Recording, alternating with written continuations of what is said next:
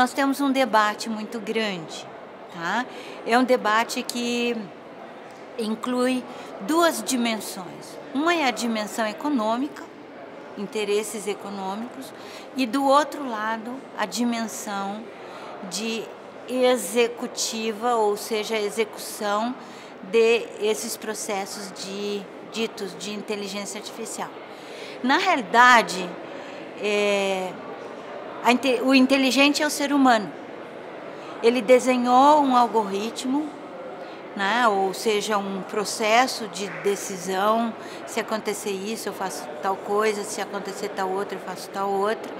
E esses desenhos, mais ou menos probabilísticos, no sentido de que eles vão avaliar a probabilidade de que aquele evento esteja de acordo com o padrão desenhado no algoritmo, isso aí se torna infinitamente multiplicável, que é uma capacidade que o ser humano tem relativamente limitada. Então, nós estamos chamando de inteligência artificial a multiplicação da inteligência humana.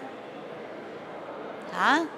Na engenharia clínica, isso aí é muito relevante, porque se a gente tiver um sistema interoperável com dados de boa confiança, a gente pode ajudar a esclarecer várias coisas que a gente não conhece direito. Por exemplo, quanto custa um uso de um equipamento médico-assistencial quando ele está num estabelecimento de médio porte, de grande porte, de acordo com as circunstâncias onde ele está sendo usado, tá? Isso para engenharia clínica é fundamental. A outra coisa, esse custo vale o que para a saúde desse paciente? Qual foi o resultado do uso desse equipamento para esse paciente? Né? Então, assim, primeiro, se eu não tiver um prontuário eletrônico, facilmente acessível, estruturado, de boa qualidade, com dado limpo, ou seja, cada variável só tem um conceito. E aí o algoritmo pode ir lá, né? E o computador pode distinguir, tem X desses aqui, tem Y daqueles outros lá, e pode fazer essa proporção. Esse X significa uma coisa que já foi determinada, o Y outra coisa que já foi determinada. Vou dar um exemplo para ficar claro. Um padrão de imagem na avaliação para Covid, né? Tinha muito pouca gente que queria ficar no hospital. Médico para laudar era escassez e, sobretudo, sobre o lugar, porque a gente estava com o hospital, Instituto Central, né? Todinho mobilizado para ser o covidário de referência da Secretaria de Saúde do Estado de São Paulo, tá? Muita gente faleceu lá dentro, inclusive funcionários, tá?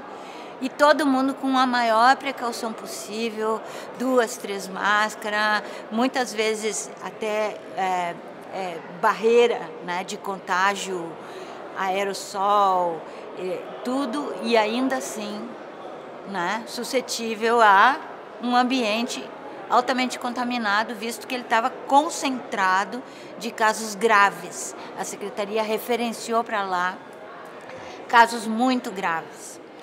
Então, se falta gente para laudar, como é que eu posso agilizar isso? Essa iniciativa foi da turma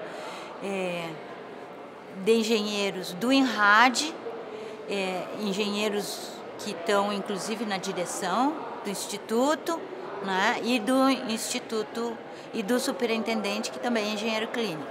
Tá? Essas iniciativas fizeram que houve um padrão bem característico de Covid que parecia vidro fosco. Então, quando tiver esse aqui, não precisa laudar, a gente já sabe que é Covid. Tá? Isso eliminou mais do que 25% dos exames que a gente já sabia que era Covid, tá? Mesmo antes de ter resultado de PCR, que era um teste laboratorial que a gente fazia naquela época, a gente já sabia que aqueles lá eram Covid. Isola de uma vez, esses daí a gente não quer no meio do caminho, porque eles vão contaminar outras pessoas, tá? Então, isso foi feito na emergência de uma pandemia intensa, onde a gente tinha pouco recurso humano e precisava fazer. E os engenheiros bolaram, então, essa discriminação de um padrão conhecido numa imagem, e isso diminuiu a intensidade de trabalho das pessoas que estavam, as poucas que estavam lá dentro laudando, né? E permitiu de outras pessoas poderem entrar, fazer o exame e ter, digamos assim, condutas específicas de acordo com o seu diagnóstico, mas já com médicos mais aliviados, não extenuados e não e podiam fazer o exame de qualquer maneira, tá? Então, é um padrão reconhecido, e esse padrão é estudado ou em grandes bancos de dados ou na prática médica, uma coisa estabelecida, e aí ele pode ser aplicado em grandes bancos de dados e, de alguma maneira, multiplicar a inteligência de um ser humano. Então, do lado comercial, isso está sendo promovido como se fosse uma tecnologia nova. Não é coisa nenhuma, tá? Mas, e não é uma coisa do além também, é a coisa do ser humano multiplicando a sua capacidade através de um processo quase industrial de reprodução, né, de clusters ou conhecimentos estabelecidos. Assim como a gente faz exatamente igual na montagem de um carro, né? Antes e depois teve um humano que desenhou aquela peça, que programou o computador para fazer aquele formato específico, né? Teve um computador que ajudou ele a treinar e ver se aquilo ia resistir de acordo com os parâmetros utilizados, né? Mas no fim da vida, do ciclo, tem um humano que reconhece a qualidade, que inspeciona tudo e que diz: selo de qualidade aprovado, pode largar no mercado, esse aqui não vai dar errado. E a mesma coisa no processo de inteligência artificial, no sentido de as pessoas conhecem, desenham um processo, multiplicam esse processo por milhões de vezes de maneira muito mais ágil, porque o computador não cansa, o computador é capaz de reproduzir, né? E o computador, se ele for bem ensinado pelo algoritmo, vai detectar umas coisas que talvez o olho humano passaria um pouco desapercebido, porque é borderline, porque é um pouco, digamos assim, semelhante ao que está habituado de ver, ou então pela fadiga.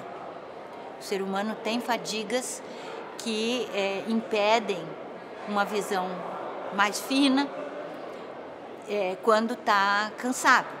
Então, isso tudo tem ajudado os seres humanos a descobrir novos padrões pela multiplicação, né? Mas tudo isso, do aspecto econômico, depende de bancos muito bem feitos, limpos e interconectados de maneira bem específica para poder uma coisa falar com a outra. O equipamento em si, com a sua manutenção, com a sua ciclo de vida bem feito, mas também com o prontuário do paciente, dando o valor, o número de pacientes que utilizou aquilo ali, para a gente poder calcular quanto que foi aquela intervenção e qual é o valor clínico de resultado para o paciente, para a saúde do paciente dessa intervenção.